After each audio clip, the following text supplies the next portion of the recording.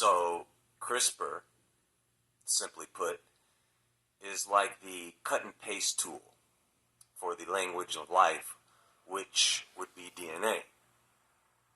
Imagine you have a really long book which represents your DNA, and you want to edit a specific sentence in it. CRISPR is the smart editor that helps you find that sentence, cut it out, and even replace it with something new. It stands for Clustered Regularly Interspaced Short Palindromic Repeats. The key to this lies in a protein called Cas9, which acts like scissors, and a guide molecule that directs Cas9 to the exact spot in the DNA you want to change. So, scientists can use CRISPR to fix or tweak specific genes in plants, animals, and humans. It can be used for treating diseases, creating genetically modified crops, or further understanding how our genes work. Scientists call it the ultimate DNA word processor. Now, CRISPR has already been approved by the FDA to treat diseases, and there are successful cases where CRISPR has helped people with diseases such as sickle cell. So far, so good, right? Well, the procedure costs $2.2 million, so I'm not sure how they are going to make this affordable to the average person anytime soon. In the meantime, it seems as though anything goes right now. I mean, scientists are using CRISPR to manipulate anything and everything they can get their hands on. They are, in a manner of speaking, genetically defiling plants, animals, and people. And strangely enough, they're even trying to bring back giants.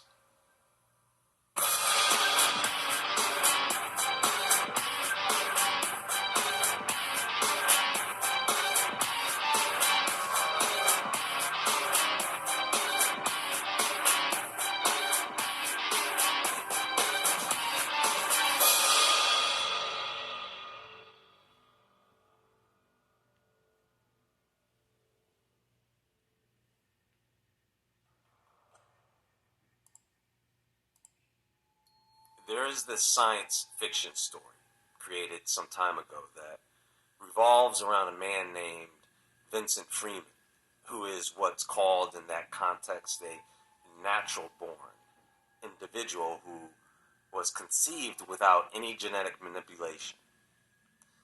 In that particular society, most people are conceived through in vitro fertilization with genetic screening, allowing parents to choose desirable traits for their children.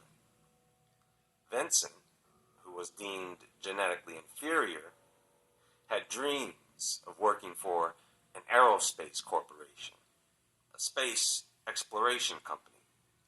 And to achieve this, his goal, he takes on the identity of a genetically superior but paralyzed individual named Jerome Morrow. Now, in this story, Vincent faces numerous challenges and risks as he attempts to hide his true identity as he pursues his dreams of space travel. Within the plot, there are themes of discrimination, identity, and the potential consequences of a society that is reliant on genetic determinism. That story is the story of the 1997 film Gattaca.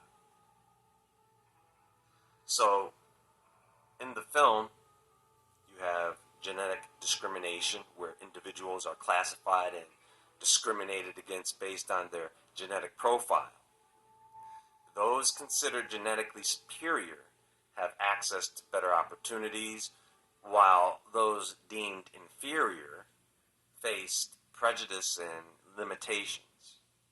Gattaca explores the dark side of a society where genetic information is used to define a person's worth. It represents one possible future with the advancement of gene therapies and manipulation, when there exists plenty of issues or challenges with using the technology that we can identify already. CRISPR technology is designed to target specific genes, but it may also affect genes that were not intended for modification. And this could lead to changes in an organism's DNA, potentially causing harmful consequences or unwanted genetic mutations. And when someone attempts to create genetically modified organisms with specific traits, that may unintentionally result in negative ecological impacts or harm to non-target species. The technology could be misused for the development of bioweapons. Deliberate alterations to the genomes of pathogens or organisms could enhance their spread or resistance. When it comes to creating individuals with specific traits for purposes other than treating genetic diseases, then it creates issues about equality and societal values. There is something called germline editing that involves making changes to the DNA that can be passed on to future generations. And misusing germline editing without understanding the long-term consequences could result in irreversible genetic changes that impact entire populations. We're talking about mutants, altered organisms, disrupted ecosystems, imbalances. If only certain groups or individuals have access to genetic enhancements or treatments, it may widen the gap between those who can afford genetic interventions and those who cannot, further increasing the divide between the rich and the poor. The lack of oversight in this could lead to irresponsible experimentation. You see, right now, they can get away with a lot more than they will be able to get away with in the future, after they feel the need to regulate a problem that CRISPR has created. Look, they've already experimented with plants and animals on a level that is completely perverted. They've created tomatoes for improved flavor, reduced browning, and enhanced shelf life. For instance, the high GABA Sicilian Rouge tomatoes, they were edited using CRISPR. They have been sold in Japan. They've done this with apples and pears, grapevines, watermelons, citrus, bananas, cacao, and a few other plant species. There are CRISPR-edited browning-resistant mushrooms that have been introduced to the market. High amylopectin, waxy corn, modified using CRISPR technology, that has been developed and is likely to reach the market soon. When it comes to animals, hey, how many of you have seen the movie Rampage with Dwayne Johnson? Well, take a look at this. How CRISPR is making farmed animals bigger, stronger, and healthier. So perhaps it's no surprise that scientists have started experimenting with CRISPR in farm animals. One popular target is a gene called myostatin, which codes for a protein that controls muscle growth. Interfering with this gene can lead to muscle overgrowth. In other words, you end up with big, muscly animals and eventually more meat. Scientists have already experimented with using CRISPR to generate super muscly cattle, pigs, sheep, rabbits, and goats. These studies have not had perfect results. Many of the animals didn't survive infancy, and a lot of them had weirdly large tongues.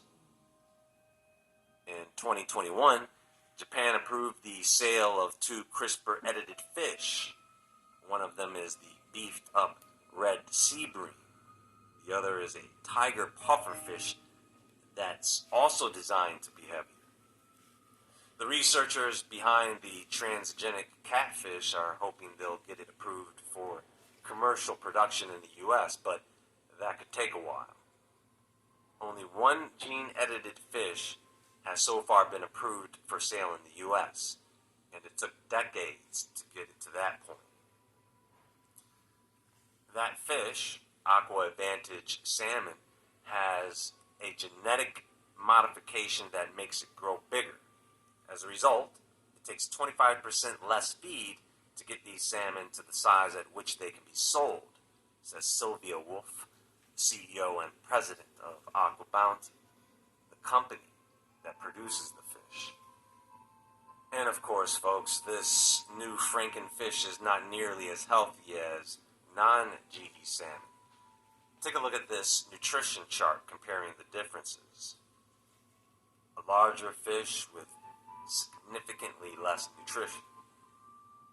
And of course, when people start eating transgenic food, they are going to have experiences with major health issues.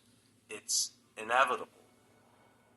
And of course, the drug companies love that. They want to sell more drugs. So in order to do that, the food has to be more toxic. That has been the